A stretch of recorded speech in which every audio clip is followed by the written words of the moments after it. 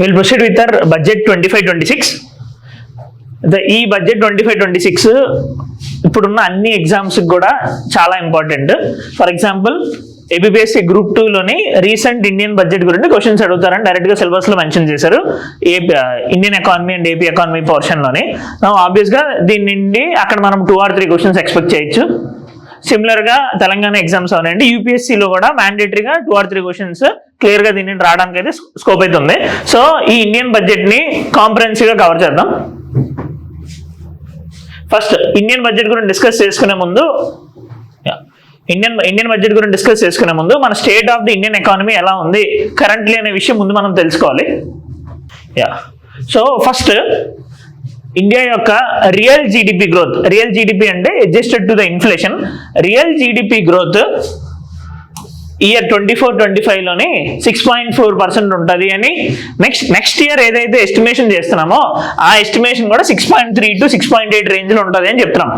ఇప్పుడు మనకి ఏదైనా క్వశ్చన్ జీడిపి ఎంత అంటే currently it is around 6.4% and budgeted estimation for the next year ఎంత అంటే 6.3 to 6.8 మధ్యలో ఉంటుంది అని చెప్పి మన బడ్జెట్ చెప్తుంది, రైట్.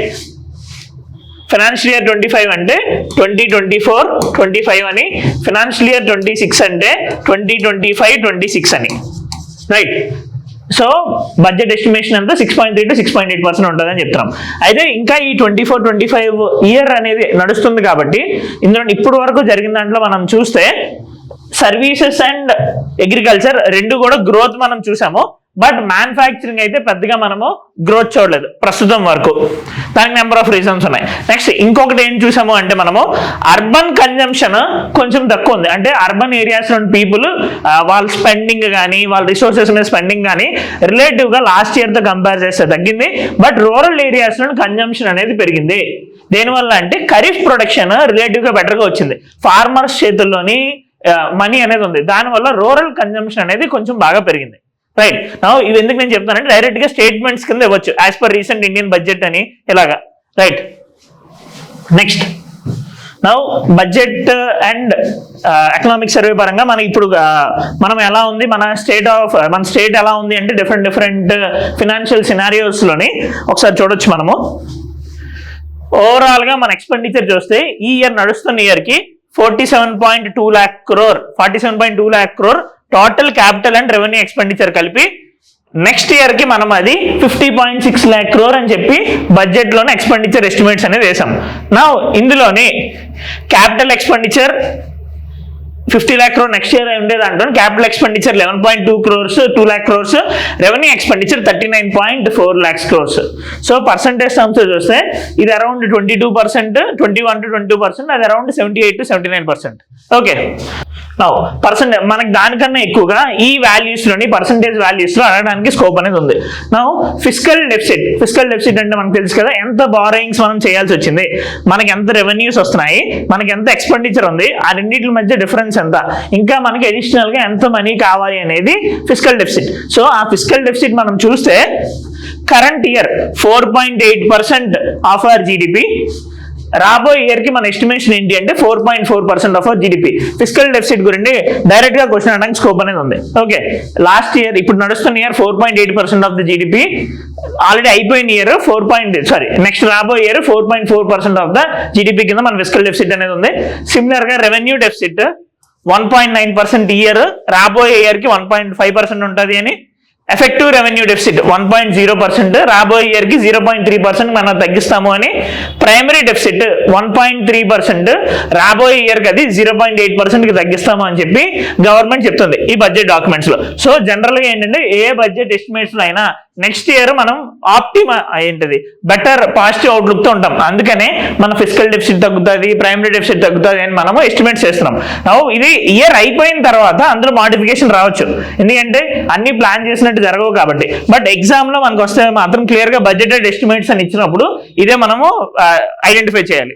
ఓకే, నెక్స్ట్ మనము జీడిపి గురించి మాట్లాడితే ఓవరాల్ జీడిపి మనకి ఈ నడుస్తున్న year 324 lakh crores and next year estimates ప్రకారము 357 lakh crores. అంటే గ్రోత్ మనము అరౌండ్ 10.1% ఎక్స్పెక్ట్ చేస్తున్నాం. నామినల్ గ్రోత్ ఇది. ఇందాక మనం స్టార్టింగ్ లో చెప్పాం కదా 6.3 to 6.8% అని, అదేమో రియల్ గ్రోత్. ఇన్ఫ్లేషన్ అడ్జస్ట్ చేసి, ఇది ఇన్ఫ్లేషన్ అడ్జస్ట్ చేయకుండా అయితే 10% గ్రోత్ మనం ఎక్స్పెక్ట్ చేస్తున్నాం. నెక్స్ట్ ట్యాక్స్ రెవెన్యూ కలెక్షన్, అంటే ఓవరాల్ గా మనకి ఎంత ట్యాక్స్ వస్తుంది అని మీరు చూస్తే నెక్స్ట్ ఇయర్ ట్యాక్స్ కింద మనకి అరౌండ్ 42.7 lakh crore వస్తుంది అని అంటున్నాం. నా ఈ వాల్యూ డైరెక్ట్ గా అడగకపోవచ్చు, కానీ ట్యాక్స్ టు జీడిపి రేషియో ఎంత అని అడగచ్చు. అంటే మన జీడిపిలోని ఎంత పర్సంటేజ్ అమౌంట్ మనకి ట్యాక్స్ రూపంలో మనం కలెక్ట్ చేయగలుగుతున్నాము. ఫర్ ఎగ్జాంపుల్ మన జీడిపి ఎంత, ఇప్పుడు 357 lakh crore అంటున్నాం, మనకి ట్యాక్స్ రిసీప్ట్స్ కింద ఎంత రావచ్చు అని అంటున్నాము, 42.7 lakh crore. సో దాని అర్థము tax to GDP 12%, next year 12% ఉంటుంది అని మనం ఎస్టిమేట్ చేస్తున్నాం. ఈ ఇయర్ కూడా ఇట్ ఈస్ అరౌండ్ 11.9%, అంటే సిమిలర్ టు 12%. దాని అర్థం ఏంటి, మనకి ఎంతైతే మనకి జీడిపి ఉందో దాంట్లోనే 12% మనకి ట్యాక్స్ రూపంలో మనకి వస్తుంది, రైట్.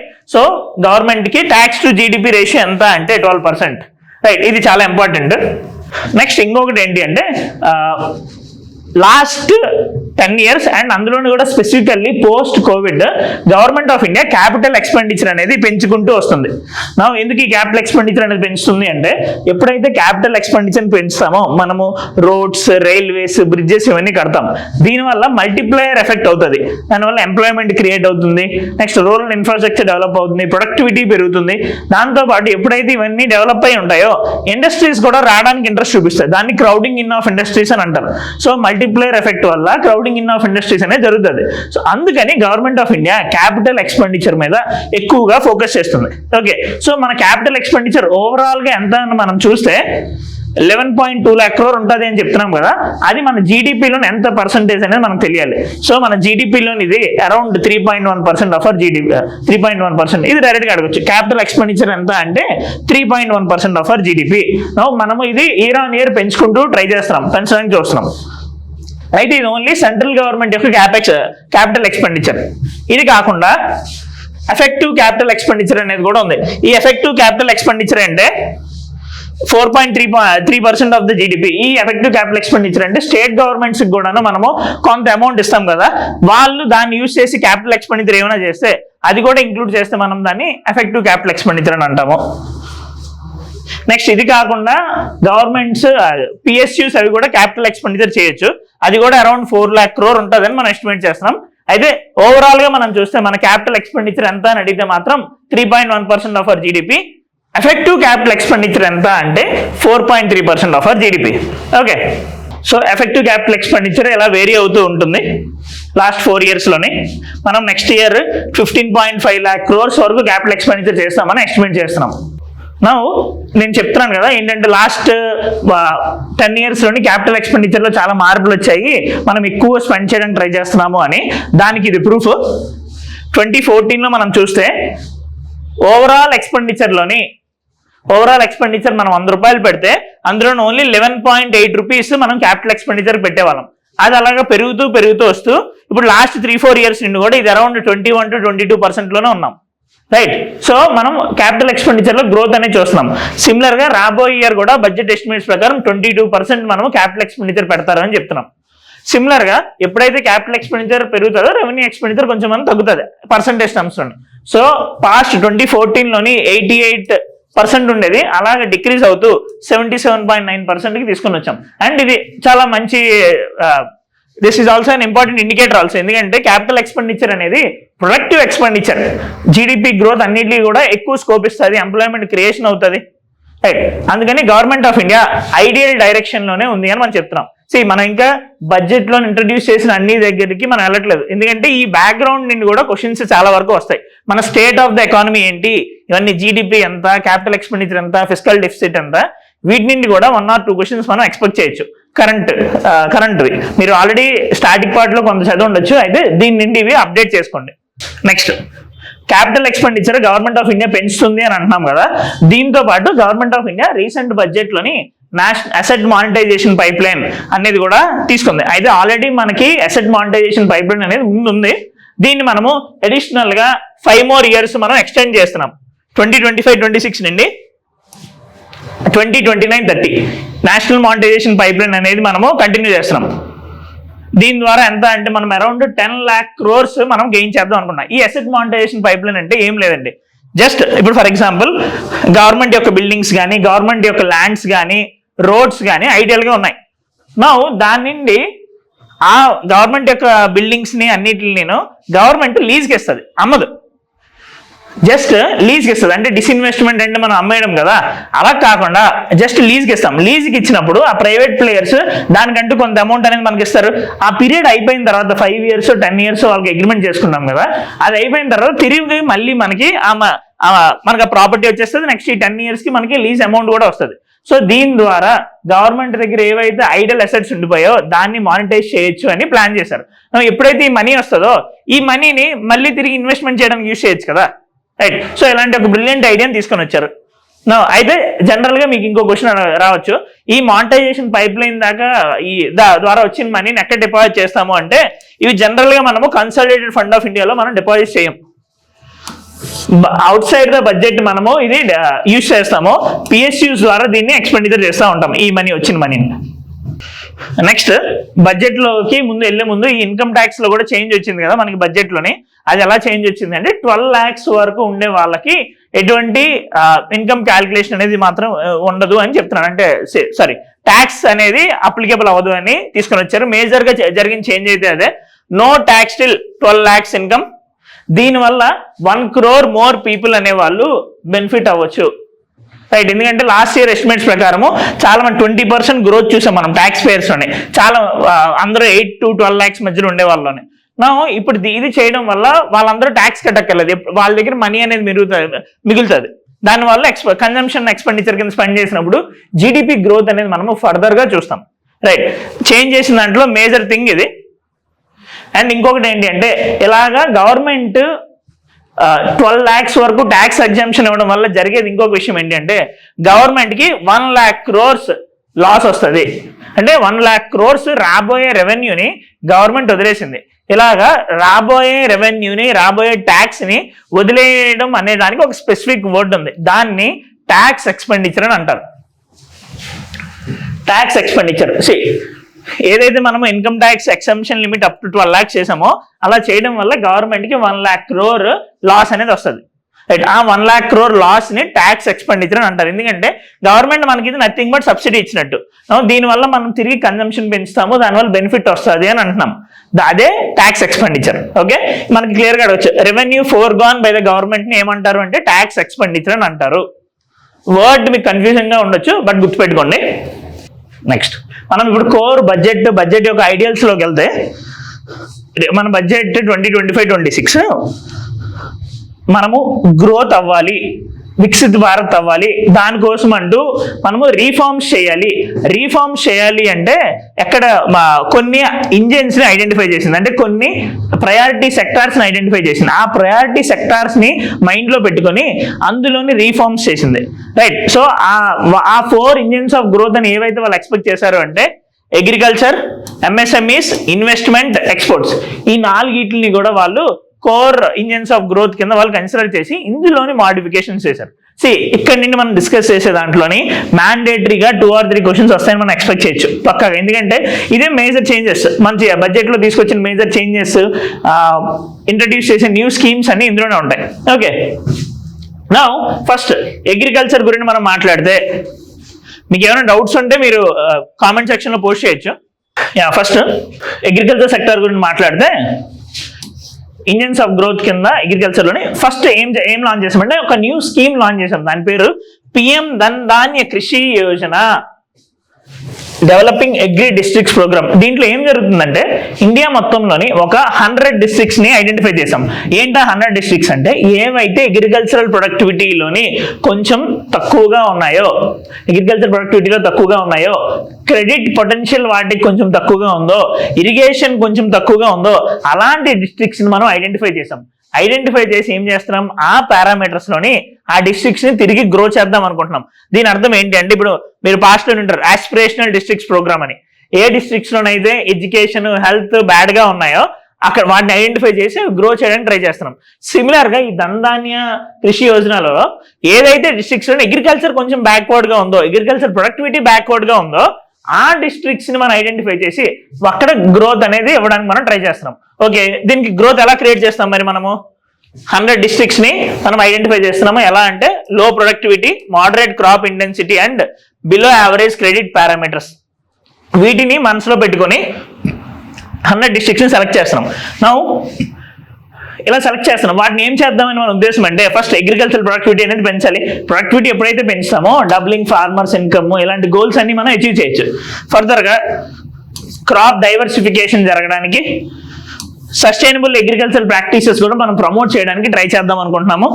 పోస్ట్ హార్వెస్ట్ స్టోరేజ్ ని మనము ఇంక్రీజ్ చేద్దాం అనుకుంటున్నాం. పంచాయతీ లెవెల్స్ లోని పోస్ట్ హార్వెస్ట్ స్టోరేజ్ ఇన్ఫ్రాస్ట్రక్చర్ ని క్రియేట్ చేద్దాం అనుకుంటున్నాము.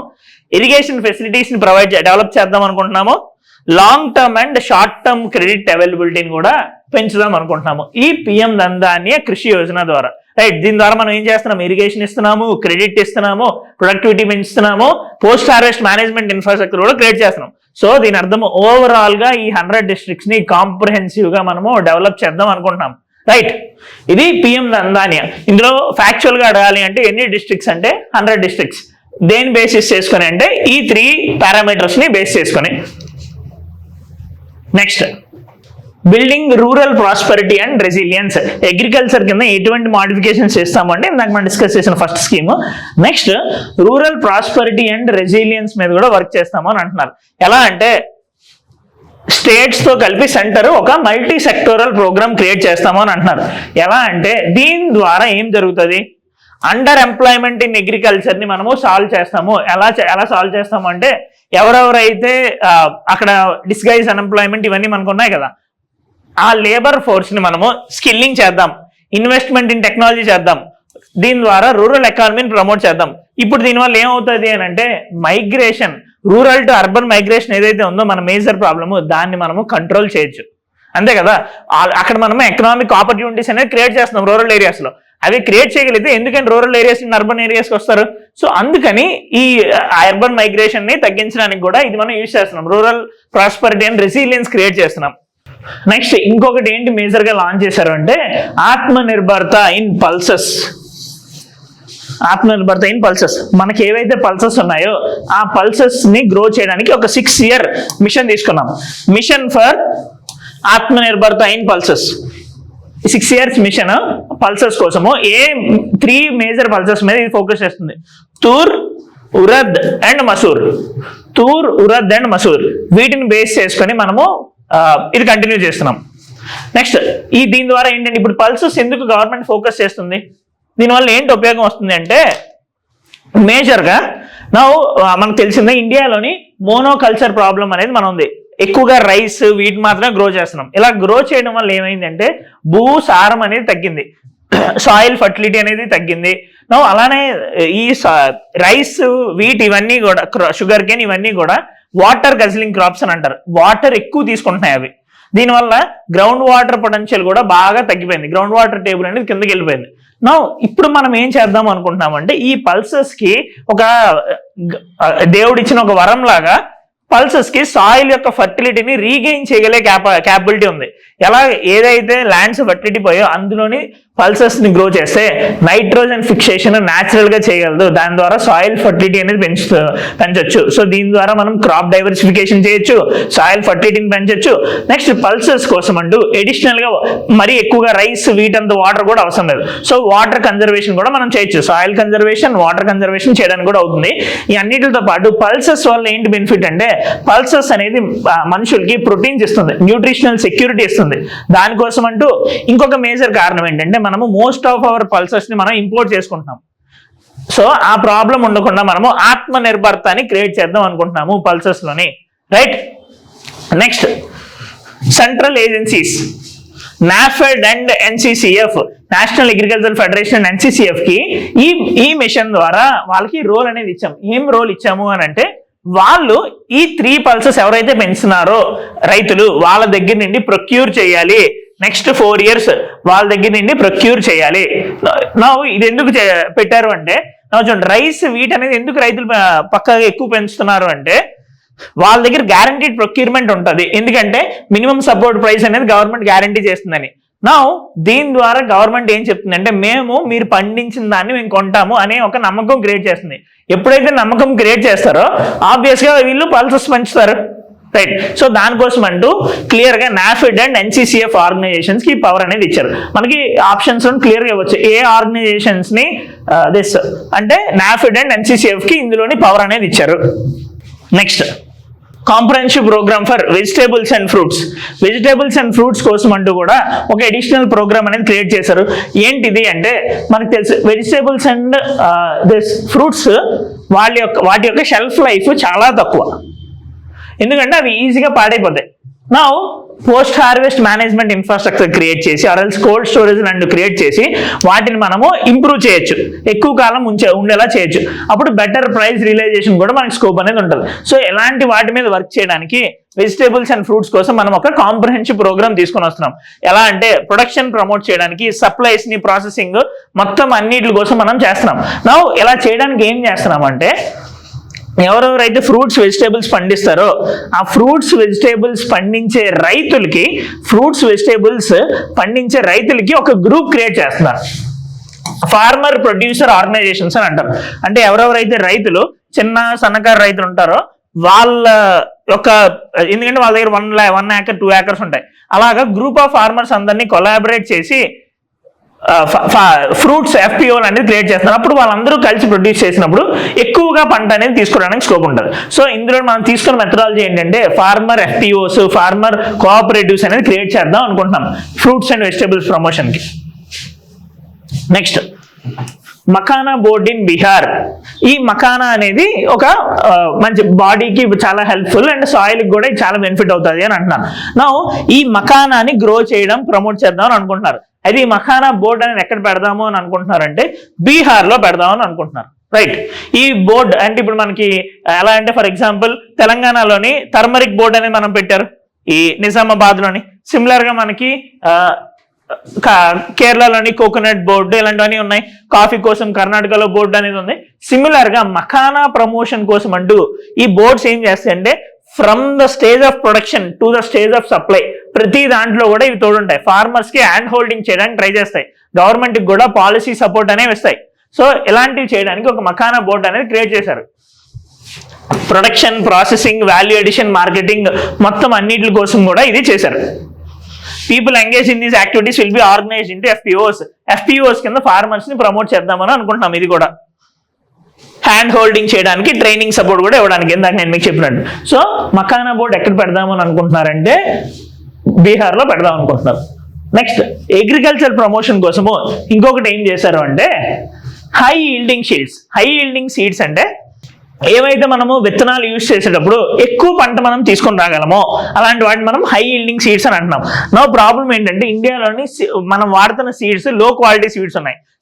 నెక్స్ట్ చాలా వరకు సీడ్స్ మనము ఇంపోర్ట్ చేసుకోవాల్సి వస్తుంది, రైట్. మోన్సాంటో లాంటి కంపెనీని ఇంపోర్ట్ చేసుకోవాల్సి వస్తుంది. అలా కాకుండా మనం ఇక్కడ ఆత్మనిర్భరత ప్రమోట్ చేయాలి and high yielding variety seeds ని ప్రమోట్ చేయాలనే ఉద్దేశంతో ఒక నేషనల్ మిషన్ ని మనము ప్రమోట్ చేసాం. ఇప్పుడు ఎలా అయితే లాస్ట్ ఇయర్ బడ్జెట్ లోని మనము national mission for oil seeds మనం ప్రమోట్ చేసాం.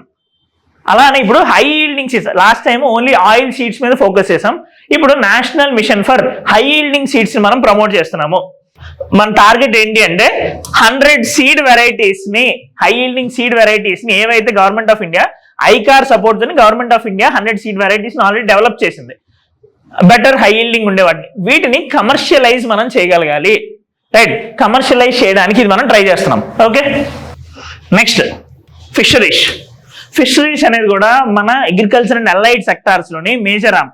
ఇండియాకి కూడా ఇది చాలా ఇన్కమ్ గ్రాస్ వాల్యూ యాడెడ్ లోని చాలా సపోర్ట్ చేస్తుంది fisheries. Around 60,000 crores fisheries export అనేది మనకు ఉంది. సో దీన్ని కూడా మనం ప్రమోట్ చేద్దాం అనుకుంటున్నాం. ఎలా ప్రమోట్ చేద్దాం అనుకుంటున్నాం అంటే మన ఎక్స్క్లూజివ్ ఎకనామిక్ జోన్ లోని మన హై సీస్ లో కూడా సస్టైనబుల్ హార్నెసింగ్ ఆఫ్ ఫిషరీస్ చేద్దాం అని అనుకుంటున్నాము.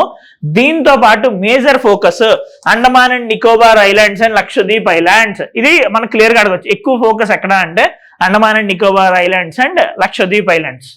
నెక్స్ట్ కాటన్ ప్రొడక్టివిటీని కూడా ప్రమోట్ చేయడానికి మన బడ్జెట్ ఒక మిషన్ ని స్టార్ట్ చేసింది, mission for cotton productivity. Now ఇందులో ఏంటంటే ఇది ఒక 5-year మిషన్. ఈ మిషన్ లో భాగంగా మనము ఈ extra long staple cotton varieties మనం తీసుకొని వస్తున్నాం. Extra long staple cotton varieties, ఈ కాటన్ ప్రొడక్టివిటీ పెంచడానికి న్యూ వెరైటీ ఏదైతే అడిషనల్ గా ప్రొడక్షన్ అనేది జరగడానికి స్కోప్ ఉందో అలాంటి వెరైటీస్ మనం ఇక్కడ ప్రమోట్ చేస్తున్నాం. Extra long staple cotton varieties, productivity and sustainability of the cotton farming promote చేయడానికి ఫస్ట్ దీనికోసం అంటూ మనము ఫార్మర్స్ కి సైన్స్ అండ్ టెక్నాలజీ సపోర్ట్ ఇస్తామని అనుకుంటున్నాం ఈ రైతు భరోసా కేంద్రాల ద్వారా, కృషి విజ్ఞాన కేంద్రాల ద్వారా. రైట్, నెక్స్ట్ ఇది one of the most important step మన బడ్జెట్ లో తీసుకుందంటూ. ఏంటి అంటే రైతుల కోసం అంటూ కిసాన్ క్రెడిట్ కార్డ్స్ అనేవి ఉన్నాయి. కిసాన్ క్రెడిట్ కార్డ్స్ అనేది చాలా important scheme. 7.7 crore farmers in ఇండియాకి ఈ కిసాన్ క్రెడిట్ కార్డ్ మనం ప్రొవైడ్ చేస్తున్నాం. Not only farmers, fisheries sector లో అగ్రికల్చర్ లో ఉన్న వాళ్ళు మాత్రమే కాకుండా ఫిషర్ మ్యాన్ కి, డైరీ ఫార్మర్స్ కూడా ఇది మనం ప్రమోట్ చేస్తున్నాం. పెంచుకుంటూ వెళ్ళాం. ఇది 7.7 crore ఫార్మర్స్ కి మనం ఇస్తున్నాం. ఇందులో మేజర్ గా షార్ట్ టర్మ్ లోన్స్ అనేది వాళ్ళకి ఇవ్వడం జరుగుతుంది. అయితే ఇప్పుడు బడ్జెట్ లో ఏం మాడిఫై చేశారంటే ఈ బడ్జెట్ ముందు వరకు కూడా కిసాన్ క్రెడిట్ కార్డ్ లోని ఎంత లోన్ ఇవ్వచ్చు అంటే 3 లక్షలు మాత్రమే ఇవ్వడానికి అవుతుంది. ఈ బడ్జెట్ లో మనం ఇది 3 లక్షల నుండి 5 లక్షలకి చేంజ్ చేసాం. ఓకే, 3 లక్షల నుండి 5 లక్షలకి చేంజ్ చేసాం. నెక్స్ట్ ఇందులోనే మనం ఇంకొకటి ఏమనుకున్నాము అంటే మనకి ఇండియా పోస్ట్ అనేది ఉంది. బేసికల్లీ ఈ పోస్టల్ డిపార్ట్మెంట్, ఈ పోస్టల్ డిపార్ట్మెంట్ కి ప్రతి ఊర్లో కూడా ఆఫీసెస్ మొత్తం అన్ని ఉన్నాయి. Around 1.5 lakh rural post offices అనేవి మనకు ఉన్నాయి. మనం ఏమనుకుంటున్నాం అంటే వీటిని బెటర్ గా హార్నెస్ చేద్దాము అని అనుకుంటున్నాం. ఎందుకంటే వాళ్ళ దగ్గర ఆల్రెడీ మ్యాన్ పవర్ ఉంది, రిసోర్సెస్ ఉంది, ఇన్ఫ్రాస్ట్రక్చర్ ఉంది. వాటిని అగ్రికల్చర్ అండ్ రూరల్ డెవలప్మెంట్ కోసం అంటే మనం యూజ్ చేద్దామని అనుకుంటున్నాం. ఎలా అంటే వీటిని డైరెక్ట్ బెనిఫిట్ ట్రాన్స్ఫర్ కోసం ప్రమోట్ చేయడానికి, ఈఎంఐ క్యాష్ పికప్ కోసం ప్రమోట్ చేయడానికి, మైక్రో ఎంటర్ప్రైజెస్ కి క్రెడిట్ సర్వీసెస్ ప్రొవైడ్ చేయడానికి, ఇన్సూరెన్స్ ని పెంచడానికి, రూరల్ ఏరియాస్ లోని లిటరసీ రేట్ ని పెంచడానికి, డిజిటల్ లిటరసీ ఇలాంటి వాటి కోసము ఈ ఇండియా పోస్ట్ ని యూజ్ చేద్దామని అనుకుంటున్నారు. సో ఇది మన అగ్రికల్చర్ మిషన్ ఏదైతే నేను 4 గ్రోత్స్ ఇంజన్స్ ఆఫ్ గ్రోత్ అని అన్నామో అందులో ఫస్ట్ ఇంజన్ అయినా అగ్రికల్చర్ గురించి మనం డిస్కస్ చేసాం. నెక్స్ట్ సెకండ్ ఇంజన్ ఏది అంటే మన ఎంఎస్ఎంఈస్. ఓకే, ఎంఎస్ఎంఈస్ అంటే micro small and medium enterprises. So ఇది చాలా ఇంపార్టెంట్. ఎందుకంటే మనకి ఏబిపిఎస్సి గ్రూప్ 2 సిలబస్ లోని ఎంఎస్ఎంఈస్ అనే టాపిక్ మనకి స్పెసిఫిక్ గా ఉంది. ఇండియన్ ఎకానమీలోని అండ్ ఏపీ ఎకానమీలో కూడా మనకి ఎంఎస్ఎంఈస్ అనే టాపిక్ సపరేట్ గా క్లియర్ గా ఉంది. దాంతో పాటు ఎంఎస్ఎంఈ గురించి బడ్జెట్ లో మెన్షన్ కూడా ఉంది. కాబట్టి ఎంఎస్ఎంఈ అనే టాపిక్ మనకి ఎగ్జామ్ కి చాలా ఇంపార్టెంట్ అవ్వచ్చు. నౌ ఈ ఎంఎస్ఎంఈలోని ఇది చాలా ఎసెన్షియల్. ఎందుకంటే ఎంఎస్ఎంఈ యొక్క డెఫినేషనే మార్చారు. మనకి ఎంఎస్ఎంఈ డెవలప్మెంట్ యాక్ట్ 2006 అనేది ఉంటుంది. అందులోని ఈ ఇండస్ట్రీని ఎంఎస్ఎంఈ అనాలా, మైక్రో ఎంటర్ప్రైజ్ అని, స్మాల్ అని, మీడియం అని ఎలా అంటాము అనే క్రైటీరియాని మనము చేంజ్ చేసాం. ఎలా అంటే ముందు ఎలా ఉండేదంటే ఒక దాన్ని మైక్రోవా, స్మాలా, మీడియమా, లార్జ్ ఇండస్ట్రీ అని చెప్పడానికి 2 క్రైటీరియాస్ ఉండేవి. ఇన్వెస్ట్మెంట్ ఇన్ ద ప్లాంట్ మిషనరీలో వాళ్ళు ఎంత ఇన్వెస్ట్మెంట్ చేశారని దాని బేసిస్ మీద చెప్పొచ్చు. ఆర్ఎల్స్ వాళ్ళకి యాన్యువల్ టర్న్ ఓవర్ ఎంత దాని బేసిస్ చేసుకుండా ఇది మైక్రోనా, స్మాలా, మీడియం అని చెప్పొచ్చు. అయితే అర్లియర్ దీంట్లో ఒక క్రైటీరియా ఉండేది. ఎలా అంటే ఇప్పుడు ఫర్ ఎగ్జాంపుల్ ఇన్వెస్ట్మెంట్ 1 crore కన్నా తక్కువ ఉంటే అది మైక్రో ఎంటర్ప్రైజ్ అని, 10 crore కన్నా తక్కువ ఉంటే స్మాల్ ఎంటర్ప్రైజ్ అని, 50 crore కన్నా తక్కువ ఉంటే మీడియం ఎంటర్ప్రైజ్ అని ఇలా ఉండేది. అయితే ఇప్పుడు దీంట్లో మాడిఫికేషన్స్ తీసుకొని వచ్చారు. ఎలా తీసుకొని వచ్చారు అంటే 2.5 crore కన్నా తక్కువ ఉంటే అది మైక్రో ఎంటర్ప్రైజెస్, 25 crore కన్నా తక్కువ ఉంటుంది స్మాల్ ఎంటర్ప్రైజెస్, 125 crore కన్నా తక్కువ ఉంటుంది మీడియం ఎంటర్ప్రైజెస్. అండ్ ఇంకొకటి ఇక్కడ మర్చిపోద్ది ఏంటంటే మనకి కోవిడ్ తర్వాత దీని డెఫినేషన్ లో మార్పు వచ్చింది. అర్లియర్ ఇంకా చాలా తక్కువ ఉండేది. కోవిడ్ తర్వాత ఇందులో చాలా మాడిఫికేషన్ తీసుకొచ్చారు. ఇంకొక మేజర్ మాడిఫికేషన్ ఏంటి అంటే మ్యానుఫ్యాక్చరింగ్ ఎంఎస్ఎంఈస్ మాత్రమే కాకుండా సర్వీసెస్ ఎంఎస్ఎంఈస్ కూడా సేమ్ డెఫినేషన్, సేమ్ ఫ్యాక్టర్ అనేది అప్లికేబుల్ అవుతుంది. మ్యానుఫ్యాక్చరింగ్ అండ్ సర్వీసెస్ కి సేమ్ క్రైటీరియా, డిఫరెంట్ క్రైటీరియా కాదు. కోవిడ్ ముందు మనకి డిఫరెంట్ క్రైటీరియా ఉండేది. రైట్, ఏదైతే మనము ఆత్మనిర్భర్ భారత్ అనేది మనం కోవిడ్ తర్వాత తీసుకున్నామో అందులో భాగంగా మనము ఎంఎస్ఎంఈ డెఫినేషన్ లో మాడిఫికేషన్ తీసుకుని వచ్చాం. ఇప్పుడు ఇంకా ఎంఎస్ఎంఈస్ ని గ్రోత్ ప్రమోట్ చేయడానికి అడిషనల్ ఇండస్ట్రీస్ కూడా దీని ద్వారా మనం యాడ్ చేస్తున్నాం. ఇది ఇన్వెస్ట్మెంట్ ద్వారా 2.5, 25, 125 చేస్తున్నాం. అదే వాళ్ళ టర్న్ ఓవర్ బేస్ చేసుకోవాలి అంటే 10, 100, 500 దీన్ని బేస్ చేసుకొని మనం చేస్తున్నాం. ఒక micro enterprises, small enterprise and medium enterprise. ఇక్కడ కన్ఫ్యూజ్ అవ్వద్దు మీరు. జస్ట్ ఈ 2.5 ఇంటూ 4 చేసి 25 ఇంటూ 4 చేసి 125 ఇంటూ 4 చేస్తే మనకి టర్న్ ఓవర్ వాల్యూస్ అనేవి వస్తాయి. జస్ట్ మీరు ఇన్వెస్ట్మెంట్ వాల్యూస్ అనేవి గుర్తుపెట్టుకుంటే చాలు. ఓకే, 2.5, 25, 125 టర్న్ ఓవర్ ప్రకారం అయితే 10, 100 and 500. దీన్ని బేస్ చేసుకొని మనము ఒక దాన్ని ఎంఎస్ఎంఈయా కాదా అని మనం క్లియర్గా చెప్పొచ్చు. నెక్స్ట్ ఇంకొకటి ఏంటంటే ఎంఎస్ఎంఈస్ ఫేస్ చేసే మేజర్ ప్రాబ్లం ఏంటి అంటే వాళ్ళకి క్రెడిట్ అవైలబిలిటీ ఈజీగా రాకపోవడం. సో మనము వాళ్ళకి ఈజీగా క్రెడిట్ అవైలబుల్గా ఇవ్వగలిగాము అంటే చాలా బెనిఫిట్ కదా. సో దానికోసం గవర్నమెంట్ ఏం చేస్తుందంటే, ఎలా అయితే మనం రైతులకి కిసాన్ క్రెడిట్ కార్డ్ అని అంటున్నామో అలానే ఈ ఎంఎస్ఎంఈస్లోని మైక్రో ఎంటర్ప్రైజెస్ ఏవైతే ఉన్నాయో, మైక్రో ఎంటర్ప్రైజెస్ అంటే తెలుసు కదా, ఇన్వెస్ట్మెంట్ 2.5 crore కన్నా తక్కువ ఉండాలి, టర్న్ ఓవర్ 10 crore కన్నా తక్కువ ఉండాలి. ఇలాంటి వాటికి 5 lakh లిమిట్ ఉన్న ఒక క్రెడిట్ కార్డ్ అనేది ఇస్తాము అని చెప్తున్నారు. ఎలా అయితే కిసాన్ క్రెడిట్ కార్డ్ ఉందో ఇది మైక్రో ఎంటర్ప్రైజ్ క్రెడిట్ కార్డ్ అవుద్ది. అయితే ఎంతవరకు అంటే కేవలము 10 lakh మైక్రో ఎంటర్ప్రైజెస్కి ఇస్తామని అంటున్నాము. ఎంతవరకు అంటే 5 lakhs వరకు ఇస్తామని అంటున్నాము. దేని ద్వారా అంటే ఎవరైతే ఎంఎస్ఎంఈస్, మైక్రో ఎంటర్ప్రైజెస్ ఉద్యమ్ పోర్టల్లో రిజిస్టర్ అయి ఉన్నారో వాళ్ళకి ఇది అవైలబిలిటీ ఇస్తామని చెప్తున్నాం. రైట్. నెక్స్ట్ ఇంకొకటి ఏం మాడిఫికేషన్ చేశారు అంటే, మనకి ఎంఎస్ఎంఈస్కి మనం లోన్ ఇస్తున్నాం. వాళ్ళు ఫేస్ చేసే మేజర్ ప్రాబ్లం ఏంటంటే క్రెడిట్ గ్యారంటీ కవర్ అనేది వాళ్ళకి ఇవ్వాలి. ఎందుకు? వాళ్ళు చూపించడానికి కొలాటరల్ అనేది వాళ్ళకు ఉండదు. హామీ కింద ఉంచడానికి వాళ్ళ దగ్గర ఎటువంటి ఆస్తులు కనుక లేకపోవచ్చు. సో అందుకని గవర్నమెంట్ ఏం చేసిందంటే credit guarantee trust for micro and small medium enterprises అనేది ఒకటి క్రియేట్ చేసింది. దాని ద్వారా ఇంత లోన్ వరకు మేము హామీ కింద ఉంటామని గవర్నమెంటే చెప్తుంది. అంటే ఒకవేళ వీళ్ళు కట్టకపోతే ఆ క్రెడిట్ గ్యారంటీ ట్రస్ట్ కడుతుంది. సో ఈ క్రెడిట్ గ్యారంటీని ఇంకా పెంచింది ఎంఎస్ఎంఈస్కి. ఎలా పెంచింది అంటే, మీడియం అండ్ స్మాల్ ఎంటర్ప్రైజెస్ కి ముందు 5 crore ఉండేది క్రెడిట్ గ్యారంటీ, 5 crore వరకు క్రెడిట్ గ్యారంటీ ఉండేది, దాన్ని 10 crore చేశారు. స్టార్ట్అప్స్ కి 10 crore వరకు ఉండేది, దాన్ని 20 crore చేశారు. సిమిలర్ గా ఎక్స్పోర్టర్ ఎంఎస్ఎంఈస్ కి 20 crore వరకు క్రెడిట్ గ్యారంటీ ఇస్తామని చెప్పారు. రైట్. దీని ద్వారా ఏమవుతుంది, హామీ లేకుండా ఎక్కువ లోన్ తీసుకోవచ్చు. అప్పుడు వాళ్ళు ఎక్కువ ఇన్వెస్ట్మెంట్ చేస్తారు, ఎక్కువ జీడిపి గ్రోత్ అవడానికి స్కోప్ అనేది ఉంది. ఇది ఒక మేజర్ చేంజ్ చేశారు ఎంఎస్ఎంఈ సెక్టార్లోని. ఇంకొకటి ఏం చేశారంటే, ఎలా అయితే మనము పిఎల్ఐ మిషన్ తీసుకొని వచ్చామో కొన్ని సెక్టార్స్ కోసం, ఇప్పుడు కొన్ని సెక్టార్స్ కాకుండా మ్యానుఫ్యాక్చరింగ్ సెక్టార్ ఓవరాల్గా గ్రోత్ ప్రమోట్ చేయడానికి మనము మ్యానుఫ్యాక్చరింగ్ మిషన్ అనేది క్రియేట్ చేద్దాము. National manufacturing mission. దీని ద్వారా ఏంటి అంటే, మనం మేక్ ఇన్ ఇండియా ఉంది కదా, మేక్ ఇన్ ఇండియా అంటే 2014 మనం స్టార్ట్ చేసింది. ఇండియాలోని మ్యానుఫ్యాక్చరింగ్ పెంచాలి, దాన్నే ఇంకా ముందుకు తీసుకెళ్ళడానికి నేషనల్ మ్యానుఫ్యాక్చరింగ్ మిషన్ అనేది మనం తీసుకొని వచ్చాం. దీని ద్వారా గవర్నమెంట్ యొక్క రోడ్ పాలసీలోని వేరియేషన్స్ తీసుకొని వస్తాము, కొంచెం సింగిల్ విండో పాలసీస్ అన్ని తీసుకొని వస్తాము, ప్రమోట్ చేస్తాము అని చెప్తున్నారు. నెక్స్ట్ ఇంకా మనము ఇండియా యొక్క ఎకానమీ ఫేస్ చేస్తున్న one of the major problem ఏమని చెప్తారు అంటే జాబ్లెస్ గ్రోత్ అని చెప్తారు. Jobless growth.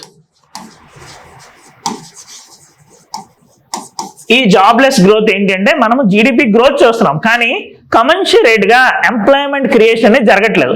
సో ఈ జాబ్స్ క్రియేట్ చేయాలి అంటే ఏ సెక్టార్స్ లో గ్రోత్ ఉండాలి? లేబర్ ఇంటెన్సివ్ సెక్టార్స్ లో గ్రోత్ అనేది ఉండాలి.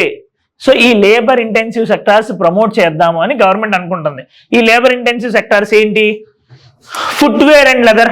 ఇక్కడ ఫుట్వేర్ లోని non leather footwear and leather industry separate గా, సో వాటిని ప్రమోట్ చేద్దాము, వాటికి ఇన్సెంటివ్స్ ఇద్దామని. టాయ్ ఇండస్ట్రీని, టాయ్ సెక్టర్ ని ప్రమోట్ చేద్దాము అని. ఫుడ్ ప్రాసెసింగ్ సెక్టర్ ని ప్రమోట్ చేద్దామని. ఎందుకంటే ఇవన్నీ కూడా ఎక్కువ జాబులు క్రియేట్ చేస్తాయి. ఒక ఐటీ కంపెనీ తీసుకొస్తే ఎక్కువ జాబులు రావండి, జస్ట్ అందులో కూడా ఎడ్యుకేటెడ్ వాళ్ళు తీసుకొని రావచ్చు. ఇందులో ఉంటే కొంచెం బేసిక్ ఎడ్యుకేషన్ అదల్స్ గ్రాడ్యుయేషన్ కంప్లీట్ అవ్వని వాళ్ళకి కూడా ఇందులో అయితే జాబ్ రావడానికి స్కోప్ అనేది ఉంది. బోత్ మాన్యువల్ వర్క్ కి స్కోప్ ఉంది, సమ్ నాలెడ్జ్ ఎకానమీ జాబ్స్ కూడా స్కోప్ అనేది ఉంది ఇందులోనే.